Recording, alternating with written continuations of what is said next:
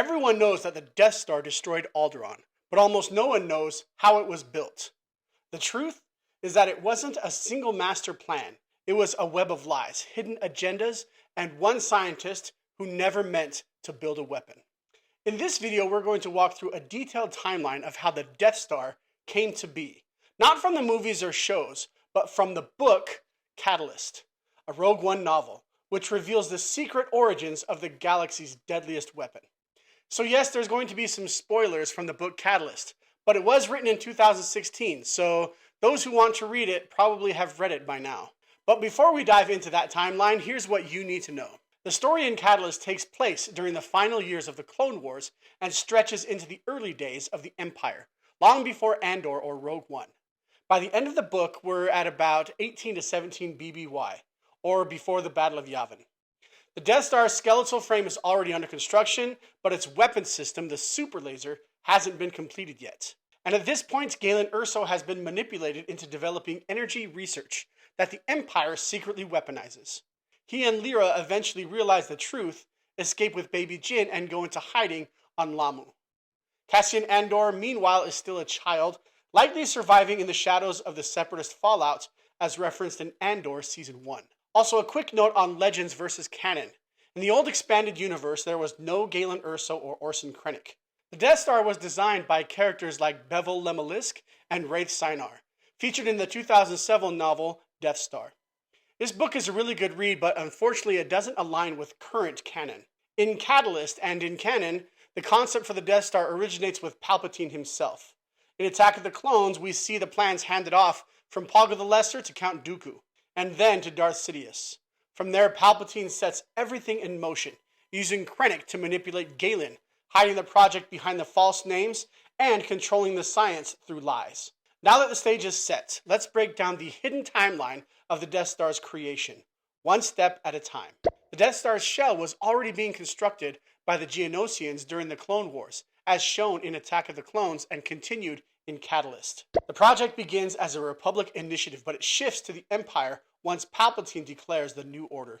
Galen is a brilliant scientist focused on kyber crystal energy research, entirely for peaceful purposes. Galen Erso is manipulated by Krennic into thinking his work will be used for unlimited clean energy, not a weapon. Krennic recruits Galen under a false front project called Project Celestial Power. Krennic isolates Galen and controls his environment, funding, lab space, and even the information Galen sees. Krennic uses personal loyalty and old friendship to gain Galen's trust. Krennic also actively eliminates or discredits any scientist who becomes suspicious. The Death Star project is compartmentalized. No one but top Imperial officials like Krennic and later Tarkin understand the full scope.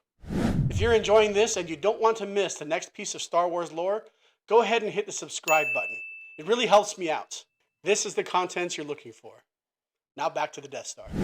Kyber crystal imports are hidden under mining operations and resource acquisition on sacred or protected worlds. Propaganda and sabotage are used to justify militarized takeovers of planets needed for materials. Krennic uses Galen's energy breakthroughs to develop the super laser core.